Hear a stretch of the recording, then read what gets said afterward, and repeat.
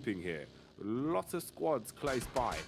And with the zone getting smaller, there's only going to be more coming in quickly. Alter Ego struggling again as well as Rosemary gets hit. Tianba of all of our squads were able to find line of sight onto IC as Ren punishes, but Action might find his way in. Windows exposing IC, so he's losing a lot of health, but he's backed into a corner and they should barely get him on his feet.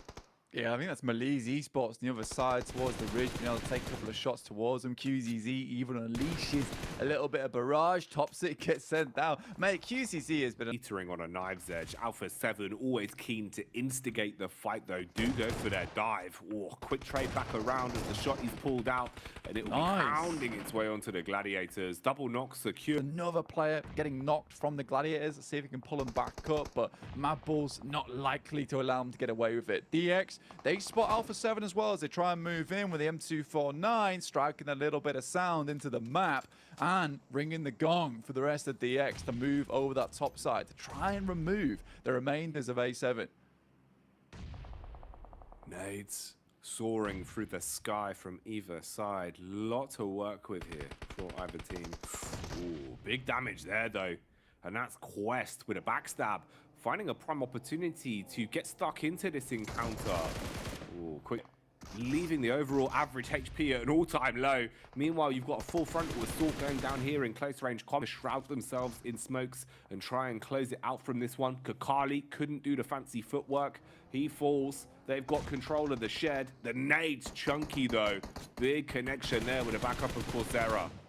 R&J tries to swing it wide. Looks like Kane's just in a bit of a bad spot. Coursera does go down. Like you said, it was a nice chunky initial grenade. That nade's good though. Will take down one. The rest of Zia looking pretty unhappy of themselves. Earth's last remain with the Scarrel, but outside in the blue is going to push him soon. Stage 4 will be doing an absolute massive amount of damage to him. And Toxic, I think, has a good idea of where he's going. Just trying to secure this push out towards the western side. Still not down as of yet, though, and Tospic needs to think about moving soon.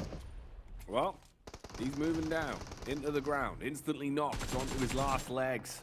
Kane on the reply though, at least able to find one, inflicting some more pain towards Zia and jumps in a vehicle. Oof, the blue nipping at him as he pulls his way back in, turning the tires with compound control, but high ground. They can play from the top story window, peeking down into the lower levels and peeking out onto STE as well, finding Stalwart as tops. Well, he's now gone, completely removed from the equation. Re-aggression again from Questblank. The nades instigating this one. Low HP across the board for Evos. They might want to swoop in. Al-Haji, the big man, he's going for it. Picks up with the UMP, some girthy grenades, heading over that top side, and Persija Evos just hasn't been able to receive so far. Misery and Lynx left remaining. Al-Haji takes a big hit, but will drop to the deck on his belly now, trying to get away, but is knocked, put down, kneels on the floor as the spray comes through from Teak, and Falcon swinging through with the talons are dealing a lot of damage to both these teams so far. And gets a nice nade, will hit Misery very hard, but he just wants to finish him off and will grab it, tries to run away, but just a little bit of that shrapnel will take him out at the end as Falcons start to make their move in from that western side. They've and Falcons have held on for a long time. In the meantime, it's MELISE over towards Alter Ego getting the side swipe. MELISE have played a pretty fantastic game this time around, constantly taking control of these high ground ridges and shutting down teams before they can get close. Gladiators, I think they're now out in a muck for so long. Now they're starting to push, looking if they can get a bit further forward here. MadBulls pushing down the hill. Look over towards the Falcons, see their position. Two teams that want to hold on to their spot, trying to get in towards that survival stage. A great shot at the start there from Xerxia. Will open it up over towards Axa, and he finds another. Xerxia is absolutely destroying the boys over towards Falcons. Just puncher left remaining, able to get a refrag in, but it's Xerxia on this flank who is absolutely dominating them. And this is one of the few times it feels like we've seen the talent that we know MadBulls have. usually so impactful when it comes to hitting their shots, but they've been struggling to flex their muscles into this game, at least, hitting some big ones. But Xerxia severs himself too far from the pack and won't be able to reset. He's wiped off of the face of the battleground. The rest of MadBulls as well, taking so much damage. Blank. Frozen's forced to heal. His teammates nades me with the fact that you've got all four of your squad mates alive. That might change soon though, as Loops have been swung upon.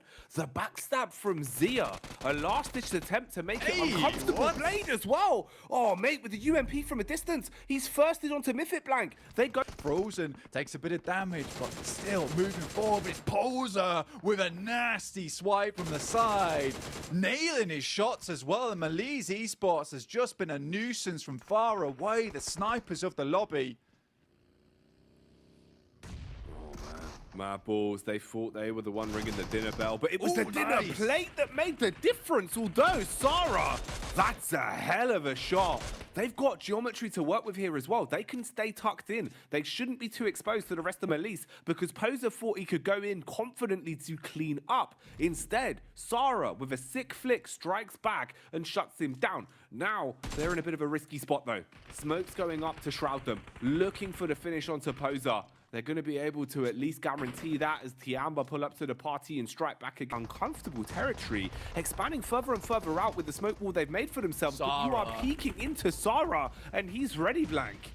That was a nice shot from Sarah, and a really, really important one as well. Put himself in a very risky position, but wanting to take out that angle on the side. In comes Lee to try to do something about it. Smoke's going down right now. A lot of nades over towards Sarah's side, and he has to hit some big ones. Regiocio and the rest of Reject on the back there. Ayala took a high ground position, but there is chunking happening over towards the boys on Loops. Cardosin already very low, and Sarah pops out from nowhere, bro. Sarah, the surprise soldier, strikes back as he cuts his way through them like a tactical blade. The insertion is huge, and it all falls onto Ayala. Now with a shotty, got to go nuclear, pushes in. Blank, one hefty chunk. No to get the second way! as well. He's done it. Ayala, the aggressor, snatches away the chicken dinner from the hands of Reject Tokyo. Man was on fire, literally. He would have died if he'd not got that elimination in time. That takes things to a whole new level. He was on a timer and it was running out, and I think Reject thought it was all over